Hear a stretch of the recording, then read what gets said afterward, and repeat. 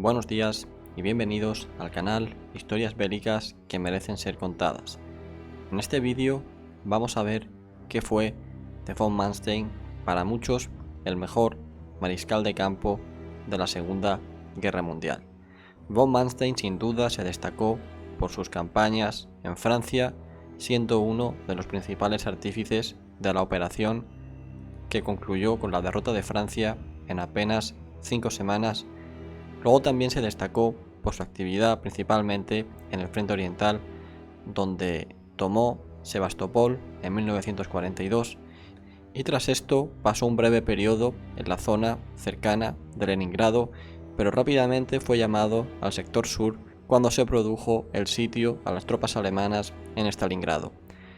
Tras ello fue el encargado de liderar el ataque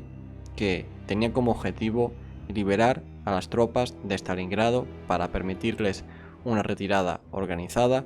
pero tras ser frenado en seco esa ofensiva debido a la abrumadora superioridad del ejército rojo, von Manstein se encargó a su vez de la defensa de todas las tropas que estaban subiendo desde el Cáucaso pasando por Rostov y protagonizó la victoria de los alemanes en la batalla de Járkov. Tras esto planificó la operación Ciudadela,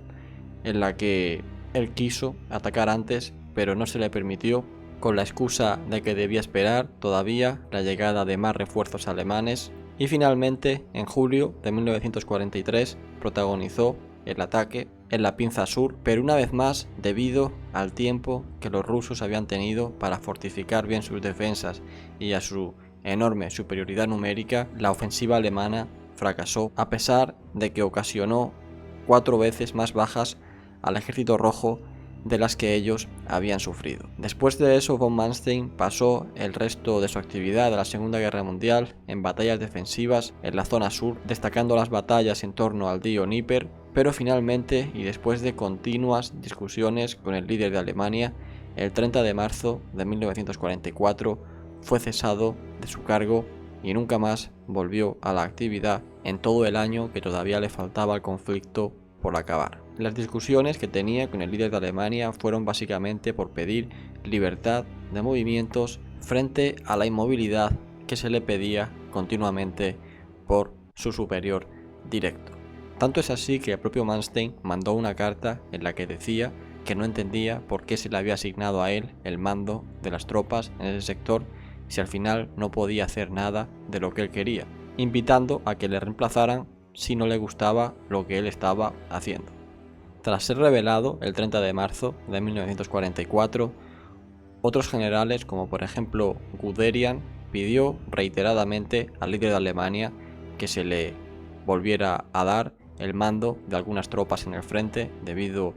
a la gran talla militar que Manstein tenía, pero este último le respondió a Guderian, y así queda registrados en el libro Recuerdos de un soldado de general Guderian, que Manstein no valía para liderar los restos desechos que quedaban del ejército alemán y que éste requería de tropas frescas para poder llevar a cabo su maestría en el campo de batalla.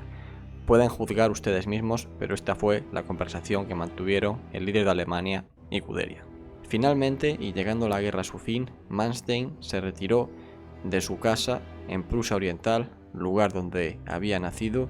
y se trasladó al sector occidental del frente para ser capturado por los británicos, y así lo fue en mayo de 1945. Tras ser hecho prisionero, fue juzgado en un tribunal militar británico en Nuremberg en 1949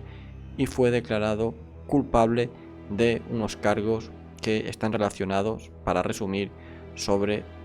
el ataque a población partisana que los alemanes tenían detrás de sus líneas.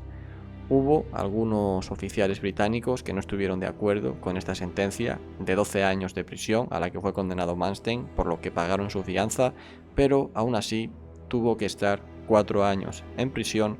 y siempre padeciendo una enfermedad ocular que venía arrastrando de sus tiempos en el frente. Y vamos ahora con una de las anécdotas más curiosas de su vida, y es que tras ser liberado en 1953, a Manstein se le ofrece un cargo como consejero de la Bundeswehr el nuevo ejército de la Alemania de posguerra